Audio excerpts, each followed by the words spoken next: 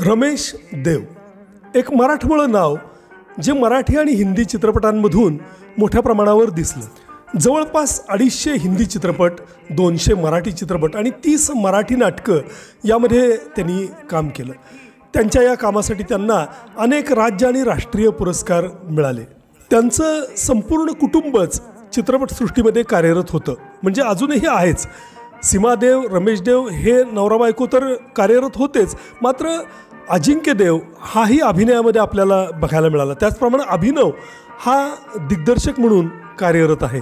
जाहिरातपटांमध्ये त्याचं मोठं नाव आहे। रमेश देव यांचं खरं आडनाव ठाकूर असं होतं, मात्र रमेश देव यांचे वडील हे न्यायालयीन कामकाज करत असताना त्यांनी शाहू महाराजांना मदत केली होती आणि तेव्हा शाहू महाराज त्यांना म्हणाले की अगदी देवासारखे तुम्ही मला मदतीला आलात, तुम्ही ठाकूर नाही तर देव आहात।